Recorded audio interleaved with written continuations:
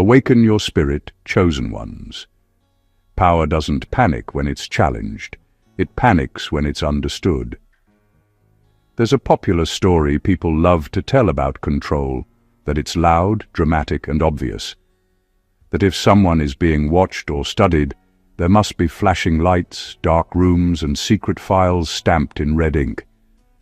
The truth is far less cinematic and much more unsettling. Real systems don't chase people. They quietly sort them.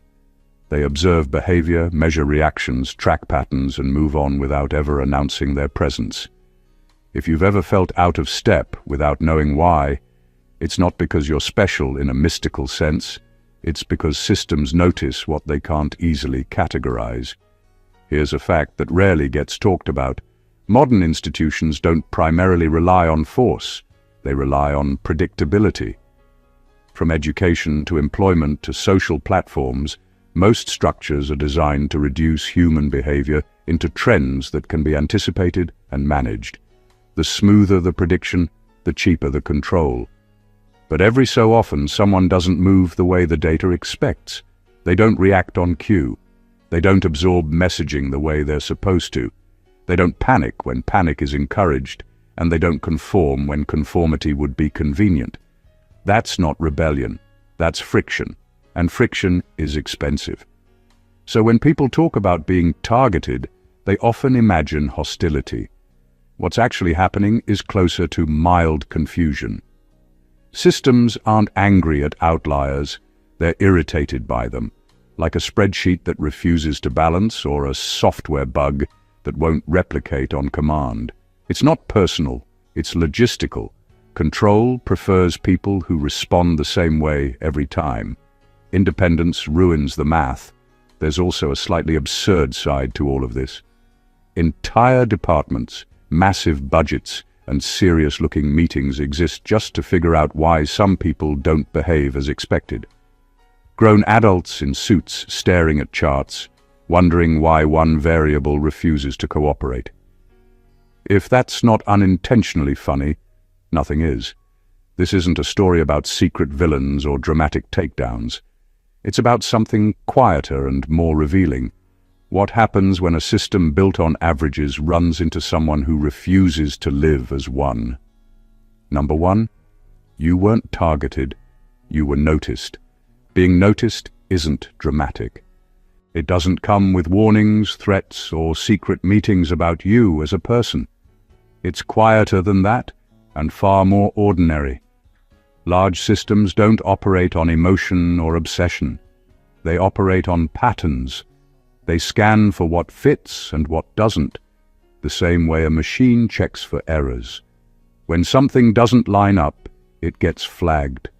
Not because it's dangerous, but because it's different enough to disrupt smooth operation. Most people move in predictable ways. They respond to incentives as expected, follow familiar paths, and adjust themselves to fit what's rewarded. That predictability keeps systems efficient. But some people don't move like that. Their choices aren't chaotic, just internally driven. They don't need constant approval to function. They don't adjust their values every time the environment shifts. That kind of steadiness stands out, especially in spaces designed around compliance and repetition. Being noticed often feels like pressure without a source. Opportunities don't quite line up. Authority feels closer than expected. Rules seem more visible. That's not persecution. That's observation. Systems watch what they don't understand so they can decide whether it needs correcting, redirecting, or simply isolating from the main flow. It's not personal. It's procedural. There's also an uncomfortable truth here. Many people want to believe being noticed means being important in a grand sense. In reality, it usually means being inconvenient. Independence slows processes down. Critical thinking introduces delays. Someone who doesn't respond on cue forces systems to work harder, and systems dislike inefficiency more than they dislike dissent. What makes this interesting is that noticing doesn't automatically lead to action. Often, nothing happens at all. The system just keeps a mental note, a file without drama, a data point that doesn't get averaged out. Over time, that awareness can create tension, not because you're being hunted, but because you can't be smoothly absorbed. That's the part most people miss. Being noticed doesn't mean you're in danger. It means you don't disappear into the background. And in a world built to reward blending in, simply remaining visible without trying can feel unsettling. Not because you did something wrong, but because you didn't do what was expected. Number 2. Independent thinkers are statistical problems. Independent thinkers are quietly disruptive. They don't shout, they don't make a scene, but they bend the rules of predictability in ways systems aren't built to handle. Most structures, whether government projects, corporations, or social institutions, rely on averages. They count on people responding in measurable, repeatable ways. When someone doesn't, it's not just inconvenient. It's a problem that can't be solved with a template. It's a variable the system can't easily plug in. What makes independent thinkers so noticeable is subtle. They process information differently. They make decisions on their own terms. They don't follow trends simply because everyone else is following them, and they rarely react the way algorithms expect. Systems are designed for repetition. Predictable behavior keeps the gears moving smoothly. When one person consistently acts outside those expectations, it creates friction. It's not rebellion. It's simply non-conformity at a level that matters statistically. This friction isn't abstract. It translates into attention. Meetings may occur where your name appears in slides, reports may be quietly generated, or subtle adjustments may be made around your behavior. It's all procedural. No one is conspiring against you personally. The system is just trying to calculate the uncalculable. It's trying to fit you into an equation that doesn't have a spot for you. The reality is striking and often overlooked. Independence is a threat not because of power or skill, but because it resists control. Systems aren't designed to handle unpredictability efficiently. They like people who can be grouped, measured, and forecasted. When that fails, attention increases, and monitoring becomes more precise. It's a quiet spotlight, not a fanfare, but it's there. Being an independent thinker comes with a paradoxical weight. You feel pressure without explanation, oversight without clear reason, and scrutiny without obvious cause. But that pressure is actually a reflection of your freedom. It's evidence that your mind operates outside the grid, that you can't be easily catalogued or predicted. And in a world built on averages, that makes you both rare and deeply noticeable. Number 3.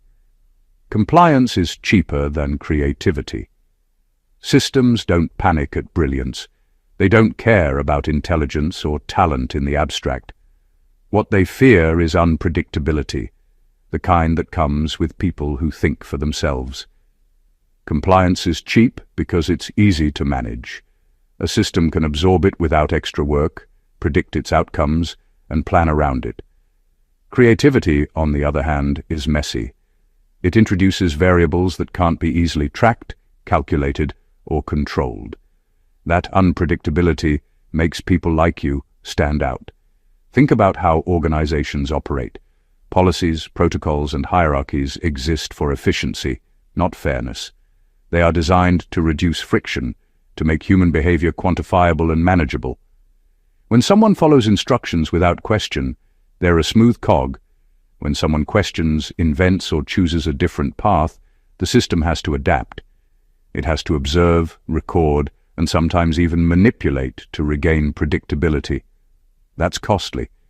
It's why creative individuals, independent thinkers, and rule benders often feel like they're under extra scrutiny. What's striking is that compliance isn't necessarily rewarded for moral reasons. It's rewarded for convenience. A system doesn't care if a person is brilliant, honest, or insightful. It only cares whether they behave in ways that keep the operation stable. Creativity threatens that stability.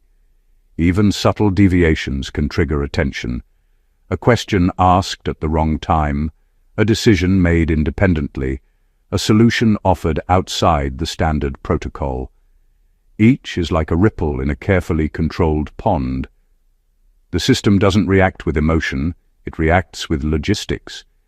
It notices the anomaly and calculates how to deal with it efficiently. That's why being creative feels risky in structured environments. You draw eyes without realizing it. Your ideas, actions, and even habits get noted because they can't be easily categorized. The system isn't out to get you, it's out to predict you. And when prediction fails, attention increases. Being noticed for creativity is double-edged. It can open doors, but it also creates resistance, oversight, and quiet observation. That tension is the cost of independence. It's uncomfortable, but it's proof that your mind operates outside the ordinary, beyond what can be bought, manipulated, or controlled easily. Number 4. You asked questions others accepted answers for. Asking questions isn't inherently dangerous. Most people do it without thinking, and most systems encourage it, up to a point. The problem arises when the questions don't fit the expected narrative, when they dig beneath the surface and refuse easy explanations. That's when attention shifts from casual curiosity to subtle observation. Systems, especially large, structured ones, are built to maintain flow. Predictable responses keep everything smooth. When someone starts asking questions that challenge assumptions, that flow falters, and the system takes notice. People who ask difficult questions are rare because it's uncomfortable. It takes patience, clarity, and a willingness to sit in uncertainty. Most people are content with surface-level answers because they're faster, safer, and less disruptive. But when you consistently refuse to accept what's handed to you, patterns emerge. Your questions reveal gaps, inconsistencies, and blind spots that the system doesn't want exposed. Even without intent, simply noticing what's off makes you a point of interest. The intensity of this attention isn't personal, it's procedural. Systems don't fear curiosity itself. They fear unpredictability, and questions are a direct measure of it. Each challenge you pose forces processes to adapt, slows them down, and generates extra work. It doesn't matter if your curiosity is innocent or deliberate. The act of questioning signals that you're not just another compliant cog. You operate on a level that can't be easily controlled or predicted. There's also a subtle power in being the one who asks. Questions create clarity, expose hidden assumptions, and uncover motives. They shift focus from accepted narratives to truth, even if inconvenient. That's why independent inquiry often meets resistance or quiet scrutiny. The system doesn't need to punish you. It simply needs to understand how to handle someone who refuses to passively accept information. Being the person who asks difficult questions comes with tension.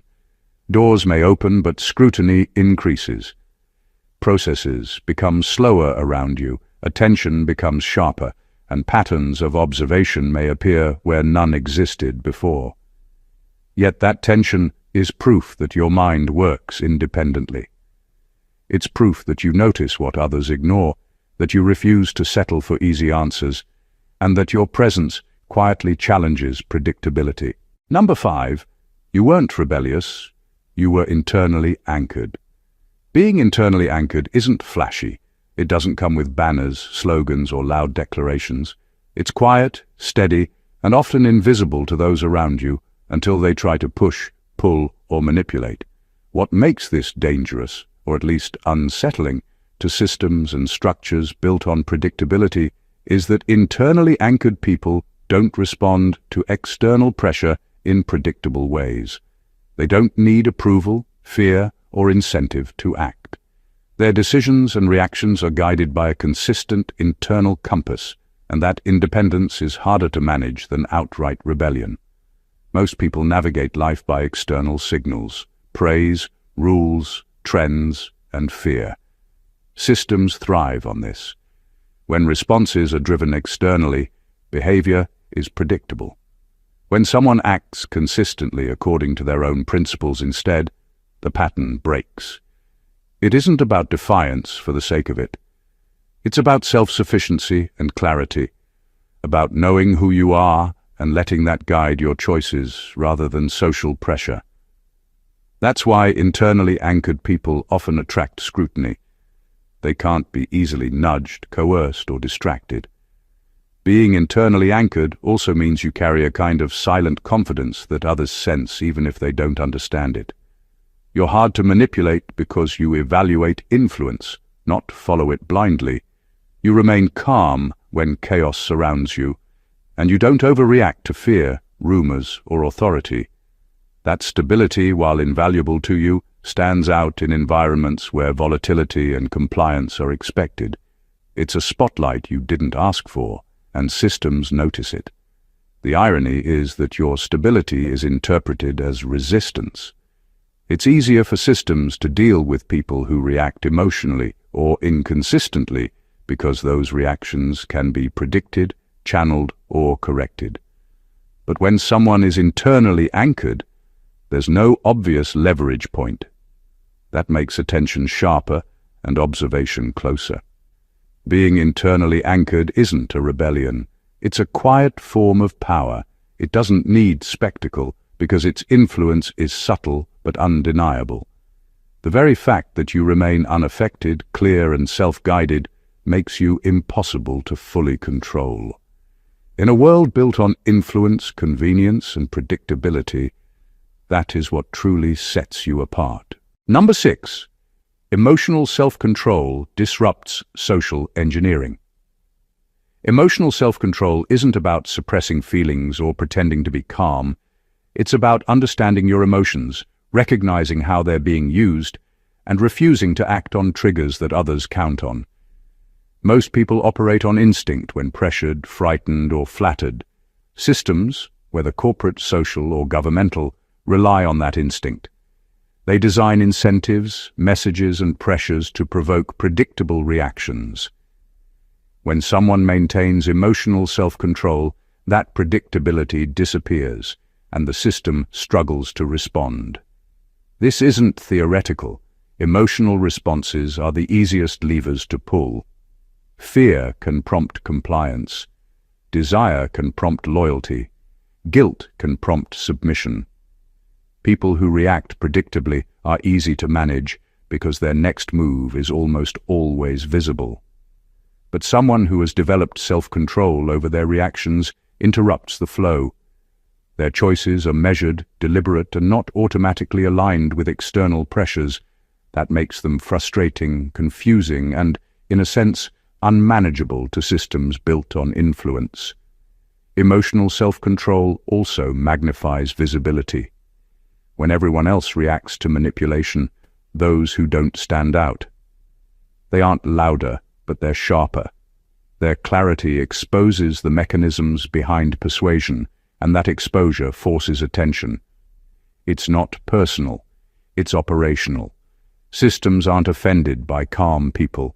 They're forced to adapt, to monitor, and sometimes even to overcomplicate simple processes just to account for the anomaly. The power of emotional self-control is silent but profound.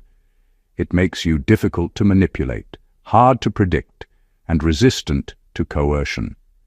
It protects your decisions from being hijacked by external agendas and prevents your behavior from being catalogued as easily as the average person's. The more composed you are in an environment designed to provoke, the more noticeable you become. Not because you're doing anything dramatic, but because you're refusing to participate in the chaos the system expects. In a world built on leverage, influence, and predictable behavior, emotional self-control is a quiet rebellion. It doesn't shout, it doesn't threaten, but it fundamentally disrupts the very mechanisms others rely on to guide and control human behavior. That disruption makes you both powerful and uncomfortably visible. Number 7. You resisted identity packaging. Identity packaging is everywhere, from school to work, from social media to government forms. Society loves to categorize people. Labels simplify understanding. They make people predictable. They allow systems to anticipate behavior, assign roles, and manage interactions without thinking too hard. Most individuals accept these labels willingly because they offer comfort, belonging, or status. But when you resist being neatly packaged, when you refuse to fit into boxes others create for convenience, you immediately stand out. That refusal is invisible yet powerful, and it quietly unsettles any system that thrives on predictability. Resisting identity packaging isn't about being rebellious. It's about being self-defined. You don't let others' categories dictate your behavior, your choices, or your potential. You move according to your own principles, not the expectations associated with a title, demographic, or role. That independence isn't just noticeable, it's difficult to process. Systems expect people to align with their labels because labels allow assumptions. Without labels, assumptions fail. Without assumptions, management, prediction, and control become messier and more resource-intensive. The attention that comes with resisting identity packaging is subtle but constant. People notice your inconsistency with expected norms, your refusal to conform to groupthink, and your ability to operate outside the usual scripts. It's not a matter of threat, it's a matter of logistical inconvenience. Every time someone defies a label, it forces a recalculation. Decisions about you can't be automated. Standard processes can't be applied. You become an anomaly, and anomalies, no matter how harmless, are always observed. There's also a psychological impact. Resisting labels preserves autonomy. It keeps your actions genuine, your motives unmanipulated, and your potential unrestricted by external definitions. But it also makes others uncomfortable because humans and systems prefer neat categories. They want to know who you are before they interact with you, and your refusal to be defined deprives them of that certainty. Being self-defined, unboxed, and unwilling to be simplified isn't flashy, but it is quietly powerful. It draws attention without seeking it, exposes assumptions, and makes you fundamentally harder to predict, manage, or control. In a world obsessed with categories, that resistance is a subtle form of influence and independence that cannot be ignored. Number 8. Your silence wasn't power, your clarity was. Silence is often mistaken for submission, mystery, or even weakness.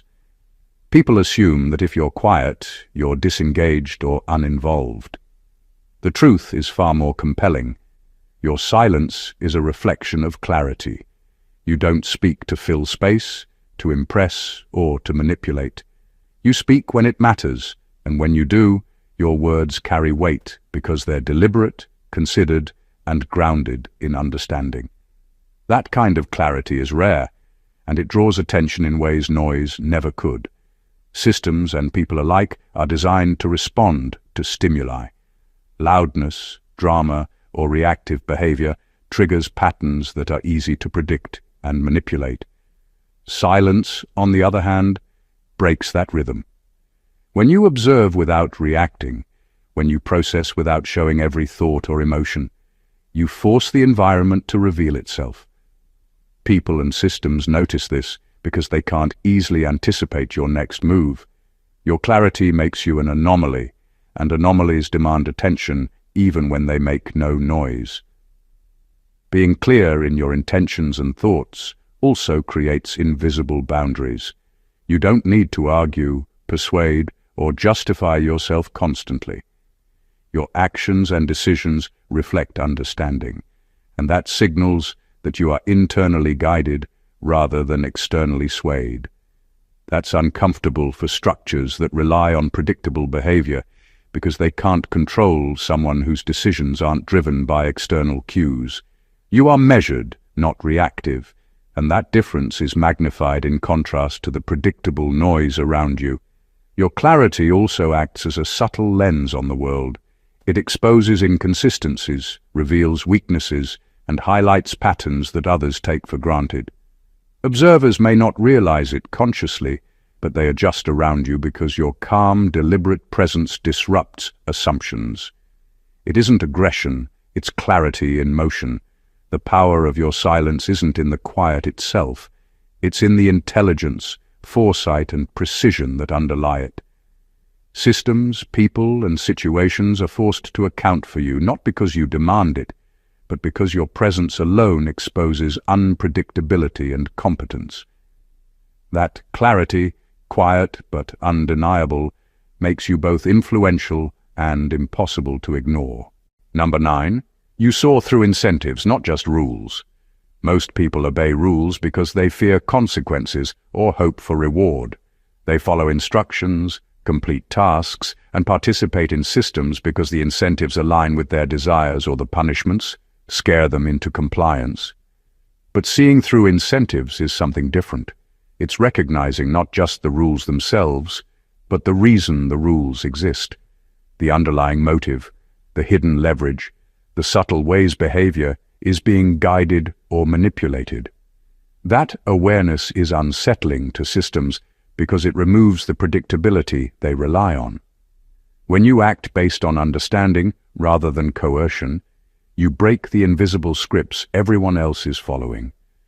Systems count on people responding in ways that align with the rewards or punishments they've designed. People who see through incentives don't act according to those scripts. They make decisions rooted in clarity, principle, or long-term reasoning instead of short-term gain or fear. That makes them anomalies. The patterns that would normally simplify management suddenly disappear, and the system has to pay attention. Seeing through incentives also exposes the mechanics of influence. Marketing, authority, peer pressure, and bureaucratic rules are all designed to steer behavior without overt force. When someone recognizes those nudges, they can navigate around them, ignore them, or even use them in ways the system never anticipated. That's unnerving, because it turns a predictable process into something unpredictable. The person who sees through incentives isn't defying rules to cause chaos. They're simply refusing to be guided by hidden agendas. This clarity carries consequences. You become visible, not because you demand attention, but because your presence highlights how others are being manipulated. Your independence of thought creates tension, slows processes, and forces recalculation. The system can no longer rely on assumption. It has to actively observe, consider, and sometimes adapt. Understanding incentives instead of blindly following them isn't about being clever or contrarian. It's about autonomy, insight, and self-direction. That ability to look past the surface, to perceive the motive beneath the message, makes you unpredictable, influential, and quietly powerful. It's not loud, but it's undeniable, and systems notice. Number 10. You didn't trust authority by default. Most people operate under the assumption that authority knows best. From teachers and bosses to official statements and regulations, society conditions individuals to accept guidance without question. It's efficient, it's convenient, and it keeps systems running smoothly. But when you refuse to trust authority automatically, when you evaluate instructions, advice, or rules before accepting them, you immediately become unpredictable. That unpredictability is uncomfortable for systems built to rely on compliance. It's not rebellion, it's discernment, but it has the same effect. You stand out. Refusing default trust doesn't mean defying authority at every turn. It means observing, questioning, and deciding based on understanding rather than deference. It means recognizing that instructions are often driven by motive, convenience, or agenda, not absolute truth. That approach disrupts expectations because authority assumes people will follow the cues provided. When someone doesn't, systems and individuals alike notice. They can't anticipate your next move because it isn't dictated by fear, reward, or hierarchy. It's guided by your own evaluation. The attention this draws is subtle but persistent. Authority figures, systems, and processes rely on predictability. When someone consistently evaluates rather than accepts, they introduce friction. Decisions take longer, responses aren't automatic, and the system's assumptions fail. Even if nothing overt happens, observation intensifies. Your behavior becomes a benchmark that challenges efficiency, exposing how easily others are guided by titles, roles, or external pressure. There's also a psychological edge to this. Not trusting authority by default preserves autonomy and clarity. It protects you from manipulation and allows for informed choices instead of reactive compliance. It also creates influence. By not accepting everything at face value, you model awareness, critical thinking, and discernment, which can inspire caution or even admiration from those around you. Refusing to trust authority automatically isn't about confrontation. It's about self-guidance. It quietly reshapes how people and systems interact with you. That quiet disruption, combined with clarity and independence, makes you impossible to fully predict, categorize, or control. In a world built on obedience and assumption, that is both unsettling and powerful. Number 11. You valued truth over belonging. Most people make compromises without even realizing it. They choose comfort over honesty, belonging over principle, and acceptance over clarity. It's natural. Humans are social creatures, wired to fit in. But when you consistently choose truth over belonging, you become an outlier. You don't just follow the crowd, you evaluate what the crowd is doing, what it stands for, and whether it aligns with reality. That refusal to prioritize comfort or acceptance over honesty is both rare and powerful, and it inevitably attracts attention. Valuing truth over belonging isn't about being confrontational. It's about integrity and clarity. It means refusing to participate in narratives that are convenient but false, refusing to reinforce lies or half-truths, and making decisions based on reality rather than expectation. That kind of consistency is difficult for systems to process because systems are built on patterns, compliance, and predictability. When someone consistently acts based on what is real rather than what is easy, they break those patterns. Their behavior doesn't fit neatly into charts, forecasts, or expectations, and that makes them noticeable. Choosing truth over belonging also creates tension. Social groups, organizations, and institutions often reward alignment, loyalty, and conformity. Someone who refuses to compromise the truth may find themselves isolated, misunderstood, or quietly scrutinized. But that tension is a reflection of strength, not weakness. It signals independence of thought and resistance to subtle manipulation. It shows that your actions aren't driven by approval or fear, but by clarity and principle. There's also influence in this choice. People notice integrity even when it's quiet. They may not always agree, but they sense that your decisions are deliberate, informed, and consistent. That makes your presence impactful, even when you don't try to be. Systems, organizations, and individuals prefer predictability. When someone prioritizes truth over belonging, they can't be easily predicted, categorized, or controlled. Choosing truth over belonging is uncomfortable and isolating, but it is a form of power few possess. It places you outside manipulation, beyond compliance, and quietly unshakable in a world designed to favor conformity. It makes you visible, respected, and unpredictable, all without needing to demand it. Number 12. You weren't difficult. You were internally consistent. Being internally consistent isn't about stubbornness or rebellion, it's about alignment. Your actions, choices, and reactions are rooted in a personal framework that doesn't bend easily under external pressure. That consistency makes you reliable to yourself, but it also makes you unpredictable to systems built on manipulation and control. Structures and institutions prefer people who react differently depending on circumstance, mood, or influence. When someone maintains internal consistency, they break the expected rhythm, and that draws attention. Internal consistency is subtle but powerful. It means your decisions aren't swayed by every passing trend, peer pressure, or superficial incentive. You respond the way you would even if no one is watching, and you measure your actions against principle rather than convenience.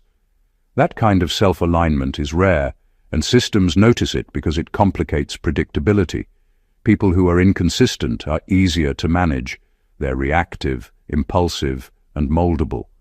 But someone who is consistent on the inside can't be bent, redirected, or easily categorized. This consistency also creates a quiet authority. You don't need to assert power or demand compliance. Your presence alone signals clarity and purpose. Others sense that your behavior isn't dictated by them or by circumstance. It originates from a stable internal guide. That stability is both enviable and unsettling. Systems and people alike don't always know how to handle someone who operates on their own reliable principles, because standard strategies of influence no longer work. Internal consistency is also a shield. It protects your decisions from manipulation and keeps your focus sharp.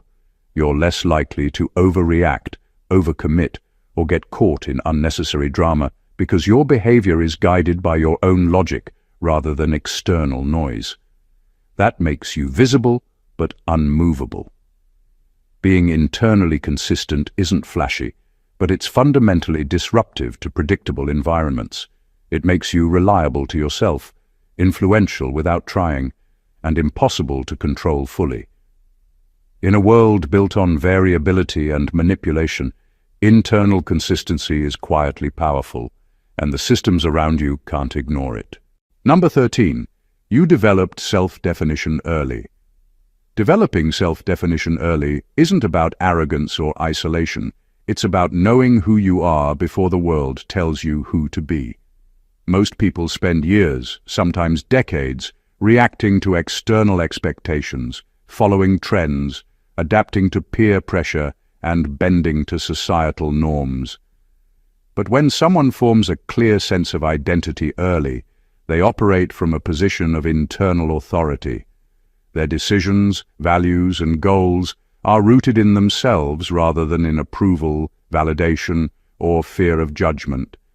That self-definition makes them quietly powerful and profoundly noticeable to systems built on conformity. Self-definition disrupts predictability because it resists external influence. Systems, organizations, and institutions rely on malleable behavior, on people responding in ways that are easy to anticipate. When someone knows themselves deeply, their reactions aren't dictated by authority, incentive, or social pressure. They move with intention and purpose, guided by internal logic rather than imposed expectation. That makes their behavior inconsistent with the averages and patterns that systems use to forecast and manage people. Being self-defined early also builds resilience.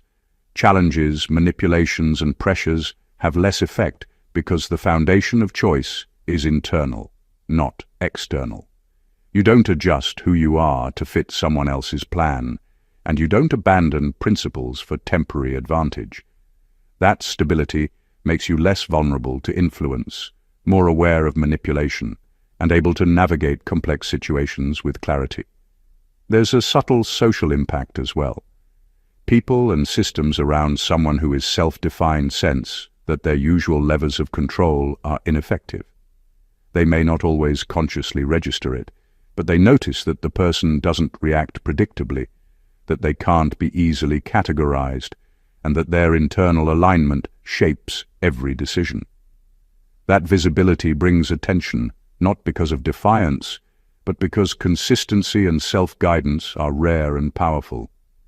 Developing self-definition early isn't flashy, but it creates a quiet authority. It grants independence, resilience, and clarity that can't be bought or imposed. In a world structured to favor compliance and conformity, being self-defined is disruptive, unmistakable, and quietly revolutionary.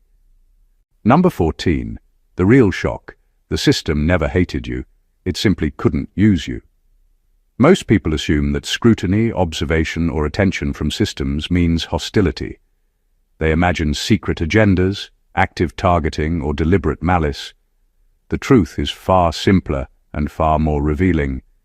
The system never hated you. It didn't need to. What it couldn't do was integrate you, control you, or make you predictable enough to be useful. Systems, whether governmental, corporate, or social, thrive on utility. People are assets when their behavior aligns with expectations, incentives, or roles. When someone operates outside of those predictable patterns, they aren't hated. They're functionally irrelevant, and that alone makes them an anomaly worth observing. Being unusable in a system isn't about weakness. It's about independence. Your decisions, actions, and principles aren't shaped by what the system wants.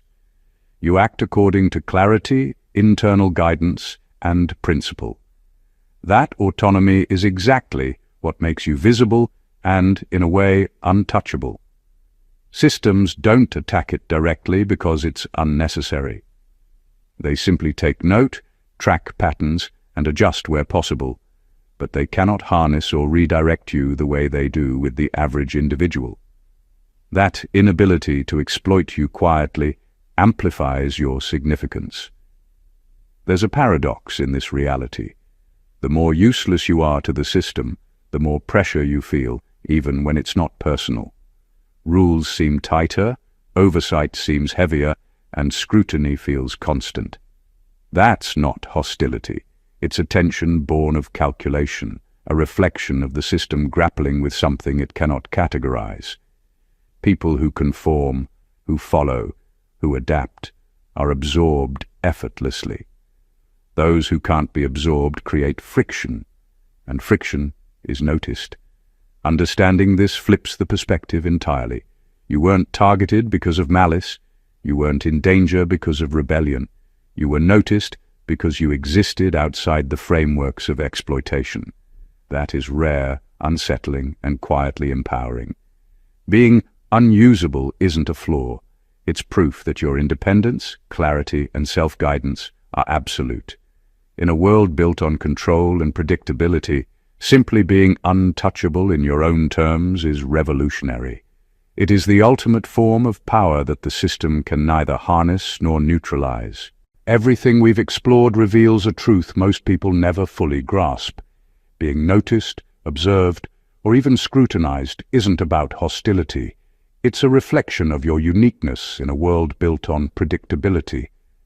Every point we've covered, from being internally anchored, emotionally controlled, and self-defined, to seeing through incentives, valuing truth, and resisting labels, paints a picture of someone who doesn't just exist within a system, but exists outside it in ways that systems can't easily categorize, control, or use. You aren't difficult, rebellious, or targeted because of malice. You're different because you operate from clarity, principle, and independence. That difference makes you visible, powerful, and quietly disruptive. The common thread in all of this is autonomy. Every layer of scrutiny, attention, or friction you've felt comes not from hatred or punishment, but from the simple fact that you cannot be fully absorbed or predicted. You navigate life guided by your own principles, your own logic, and your own clarity. That makes you resistant to manipulation, immune to superficial control, and remarkable in ways most people overlook. The world is structured to reward compliance, predictability, and malleability, but when someone refuses to play by those rules, The result is attention without power over you. That attention is a mirror, reflecting the rare strength, independence, and vision that define you. Understanding this changes everything. What might have felt like pressure, scrutiny, or even targeting is instead proof of your untouchable clarity and internal authority. It's a reminder that independence, integrity, and self-guidance are invisible forces more powerful than force or influence itself. Simply being unshakable, consistent, and self-defined in a world built on averages is revolutionary. If this perspective hit differently, make sure you stay part of this journey. Subscribe to the channel, hit that like button, drop a comment with your thoughts, and share this with someone who needs to understand the quiet power of being uncontainable. Your clarity matters. Let's spread it. Stay awakened, chosen ones.